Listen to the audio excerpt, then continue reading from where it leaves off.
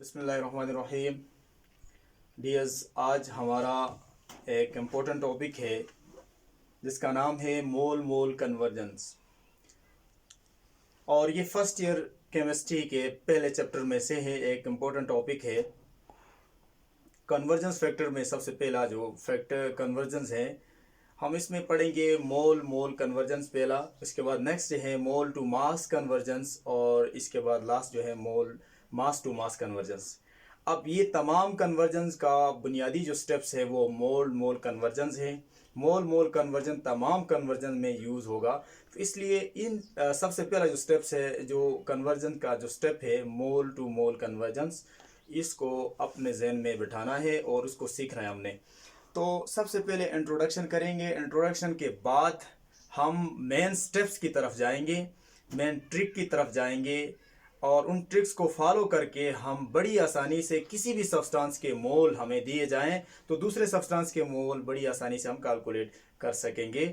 तो सबसे पहले मैं इस टॉपिक के इंट्रोडक्शन करता हूं कि ये टॉपिक का मतलब क्या है। जो टॉपिक हमने लिखा हुआ है बोर्ड के ऊपर, इस टॉपिक का मतलब क्या है।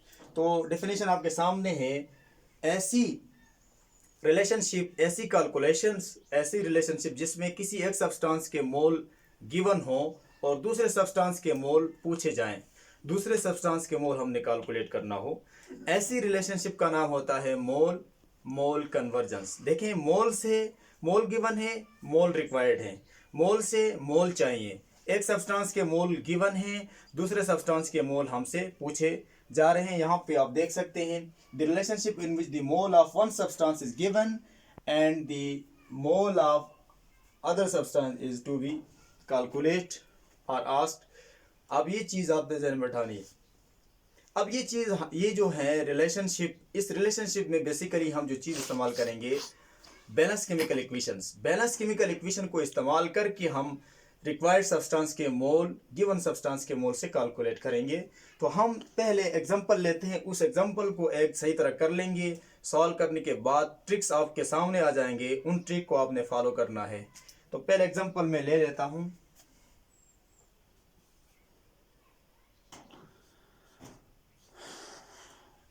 KClO3 को जब हम डिकम्पोज करते हैं थर्मली, तो उसके नतीजे में हमें KCl potassium chloride plus oxygen मिल जाता है।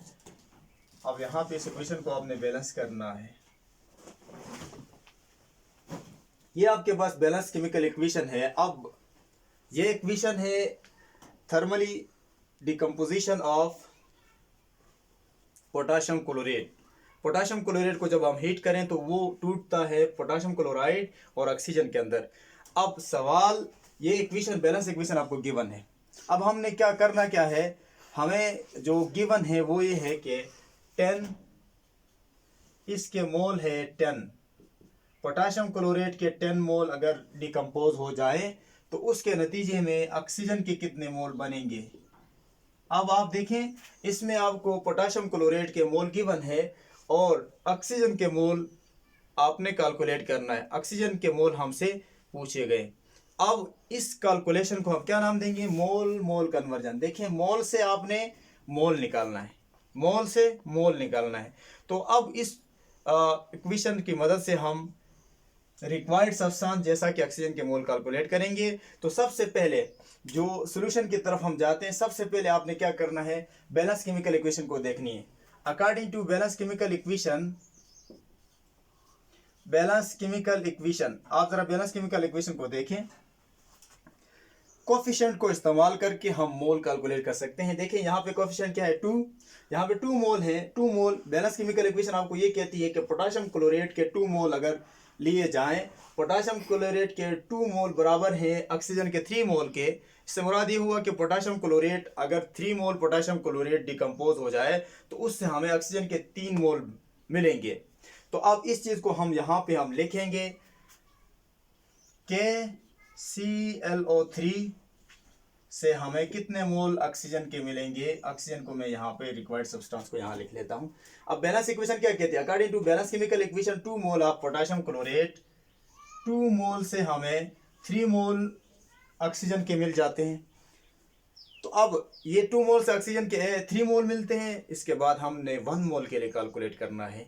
अब 1 मोल के लिए क्या करेंगे, 1 मोल पोटाशियम क्लोरेट अगर लिए जाएं तो फिर उससे ऑक्सीजन के कितने मोल बनेंगे, तो इस 2 को उस तरफ ले जाएं, 3/2 हो जाएगा, वो उधर जाके डिवाइड होगा, ये 1 मोल के लिए आ जाएगा।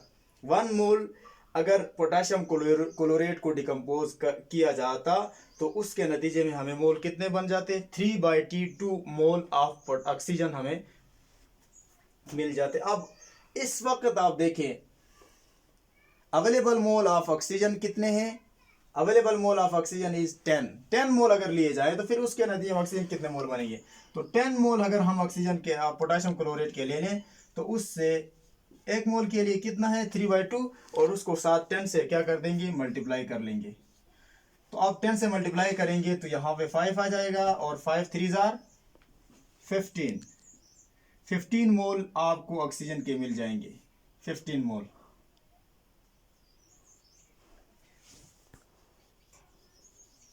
तो आप जरा देखें, हमें गिवन पोटाशियम क्लोरेट के 10 मोल हमें गिवन थे, उस ऑक्सीजन के मोल हमें चाहिए थे। बेलस केमिकल इक्वेशन की मदद से हमने 10 मोल से आपने मतलब बड़ी आसानी से आपने क्या कैलकुलेट किया, ऑक्सीजन के रिक्वायर्ड सब्सटेंस के मोल कैलकुलेट किए।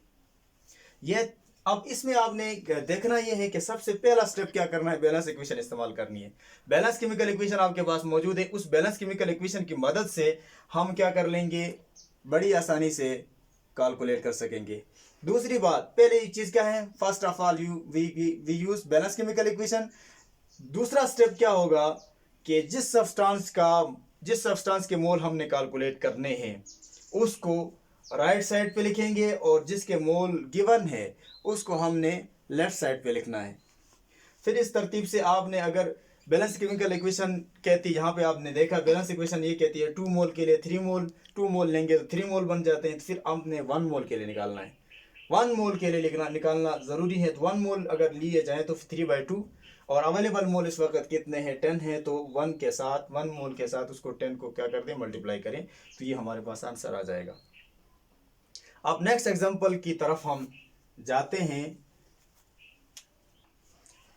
अब नेक्स्ट एग्जांपल यही क्वेश्चन ले लेते हैं, लेकिन यहाँ पे पहले हमें 10 मोल गिवन थे। अब मैं कहता हूँ कि हमारे पास अगर 3 मोल हो पोटाशियम क्लोरेट तो उस ऑक्सीजन के कितने मोल बनेंगे। बिल्कुल स्टेटमेंट थोड़ी सी हमने मोल चेंज किए, बाकी इक्वेशन वही है, रिएक्शन वही है। तो आप देखें 3 मोल से कितने मोल बनेंगे, पोटाशियम क्लोरेट के 3 मोल लिए जाएं, ऑक्सीजन के कितने मोल बनेंगे। तो सबसे पहला स्टेप है according to balance chemical equation. आप देखें पोटाशियम क्लोरेट के बैलेंस इक्वेशन क्या कहती है, 2 mole, if we take 2 mole of potassium chlorate it will produce 3 mole of oxygen। तो हम ये बात यहाँ पे लिख सकते हैं 2 मोल पोटाशियम क्लोरेट के लिए जाएं तो 3 मोल किसके बन जाएंगे, ऑक्सीजन के, और 1 मोल के लिए कितना बन जाएगा, तो 1 मोल उसी तरतीब से 1 उस 2 को उस तरफ ले जाएंगे, 3/2 हो जाएगा, 3/2 मोल ऑफ ऑक्सीजन बनेगा। और इस वक्त अवेलेबल मोल ऑफ हमारे पास पोटाशियम क्लोरेट के हैं 3 मोल से ऑक्सीजन के कितने मोल बनेंगे, तो 3/2 ये 1 मोल के लिए है, तो 3 के साथ आपने इसको क्या करना है, मल्टीप्लाई करना है। तो ये आ जाएगा 9/2, और फर्दर आप सॉल्व करेंगे तो ये आ जाएगा 4.5 मोल। तो आपने देखा कि इसमें भी हमने इसकी मदद से इसके मोल कैलकुलेट किए। तो स्टेप्स वही है, वही स्टेप्स को हमने फॉलो किया। अब हम नेक्स्ट एग्जांपल की तरफ जाएंगे। नेक्स्ट एग्जांपल है वाटर की फॉर्मेशन है, हाइड्रोजन और ऑक्सीजन आपस में रिएक्ट करके वाटर बनाते हैं। अब इस रिएक्शन में आपसे ये कहा जा रहा है कि oxygen 5.6 mole of oxygen reaction करे एक्सेस ऑफ हाइड्रोजन के अंदर। हाइड्रोजन की एक्सेस में ये 5.6 मोल ऑक्सीजन के रिएक्शन से वाटर के कितने मोल बनेंगे, 5.6 मोल oxygen in excess of hydrogen के साथ रिएक्शन करें और उसके नतीजे में वाटर के कितने मोल बनेंगे, इस चीज़ को हमने क्या करना है, कैलकुलेट करना है। मोल ऑफ ऑक्सीजन गिवन है और मोल ऑफ वाटर आपने कैलकुलेट करना है। तो यही काम करेंगे। सबसे पहले आप देखें बैलेंस केमिकल इक्वेशन, पहला स्टेप हमारा क्या है, according to balance chemical equation it is clear that it shows that the balanced chemical equation shows that 1 मोल, यहाँ पे कुछ नहीं, कोफिशिएंट 1 है, तो 1 मोल ऑक्सीजन कितने मोल प्रोड्यूस कर रहा है? 2 मोल। तो आप लिखेंगे यहाँ पे ऑक्सीजन है, यहाँ पे मैं लिख लूँगा ऑक्सीजन, और यहाँ पे इसके वाटर। बैलेंस इक्वेशन ये कहती है कि 1 मोल अगर हम लें पोटाशियम, 1 मोल अगर हम ऑक्सीजन के लें तो उससे वाटर के कितने मोल बनेंगे? 2 मोल। ये 1 मोल से 2 मोल बनेंगे, तो 5.6 मोल से कितने बनेंगे? सो दी 5.6 मोल विल प्रोड्यूस। अब 5.6, ये 2 है ना, 1 मोल से 2 बनेंगे, तो 1 मोल के साथ 1 मोल से 2 बनेंगे, तो 2 के साथ आप क्या कर देंगे? 5.6 को मल्टीप्लाई कर देंगे।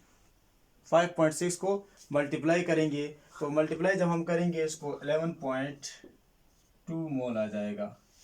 तो देखें आपने बड़ी आसानी से, बहुत ही इजी आपने क्या किया, ये एग्जांपल को सॉल्व किया। इसके मोल से इसके मोल आपने कैलकुलेट किए। तो यहाँ पे इम्पोर्टेंट बात ये है कि सबसे पहले आपने बैलेंस इक्वेशन इस्तेमाल करनी है। दूसरा स्टेप ये है कि आप बैलेंस इक्वेशन के अंदर कोफिशिएंट आप यूज़ करेंगे। बैलेंस इक्वेशन के अंदर आप देखेंगे कि मोल, एक सब्सटेंस के मोल से दूसरे सब्सटेंस के मोल मतलब कितने बन रहे हैं। अगर बैलेंस केमिकल इक्वेशन नहीं है तो ये काम हम नहीं कर सकते। सबसे पहले आपने बैलेंस केमिकल इक्वेशन लिखनी है, फिर वहां से इंफॉर्मेशन हमें मिलेंगे।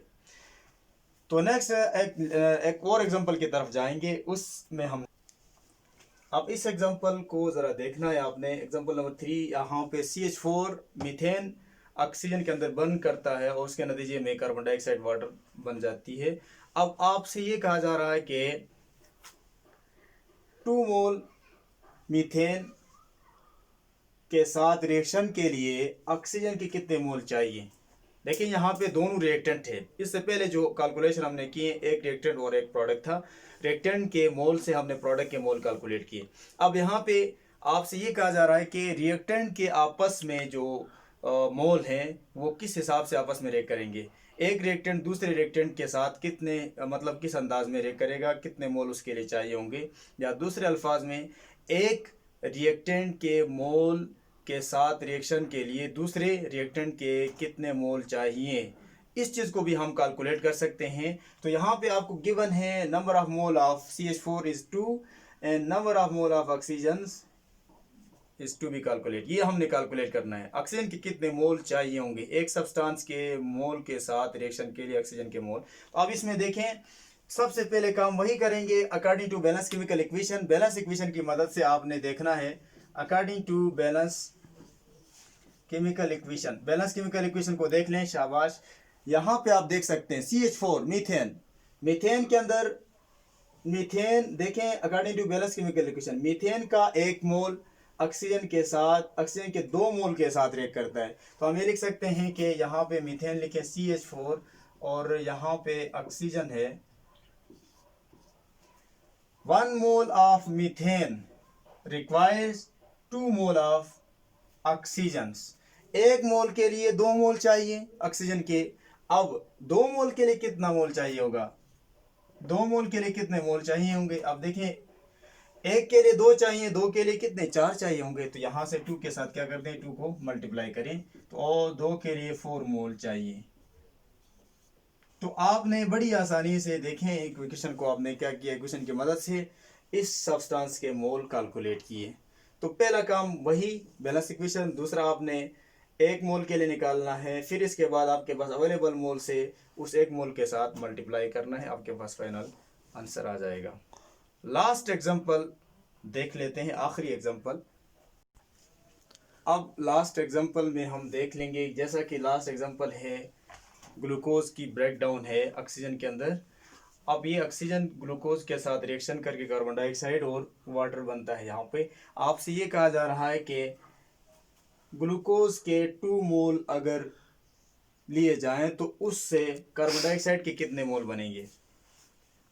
तो वही आपने उन्हीं स्टेप को फॉलो करना है। सबसे पहले बैलेंस केमिकल इक्वेशन को आप देखेंगे according to balance chemical equation. Balance chemical equation को आपने देखना है। तो बैलेंस इक्वेशन आप ज़रा देखें, सबसे पहले हम क्या लिखेंगे, ग्लूकोज C6H12O6, और यहाँ पे हमें क्या चाहिए, कार्बन डाइऑक्साइड को यहाँ पे लिख लेंगे। अब देखें, 1 मोल अगर ग्लूकोज लिए जाए तो 1 मोल ग्लूकोज हो तो उससे कार्बन डाइऑक्साइड के 6 मोल बनते हैं। तो हम यहाँ पे ये बात लिखेंगे कि 1 मोल ग्लूकोज से कार्बन डाइऑक्साइड के 6 मोल बन जाते हैं। 1 mole of glucose produces 6 mole of carbon dioxide. So 2 mole glucose अगर हो तो उससे कितने बनेंगे? 1 मोल से 6 बनते हैं तो 2 से 12 मोल बनेंगे। तो ये आप लिखेंगे यहाँ पे 2 mole of glucose will produces 6 1 मोल के लिए है तो 2 के साथ क्या कर दें, मल्टीप्लाई करें तो आपके पास आंसर आ जाएगा 12 मोल।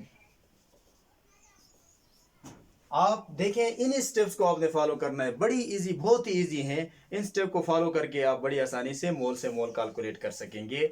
ये है सम इम्पोर्टेंट ट्रिक्स। इसके बाद जो कैलकुलेशन होंगे इन्हीं के ऊपर बेस करेंगे। तो होपफुली ये स्टेप्स आपको समझ में आए होंगी और मिलेंगे इंशाल्लाह नेक्स्ट वीडियो में। आज के लिए इतना ही काफ़ी। अल्लाह हाफ़िज़।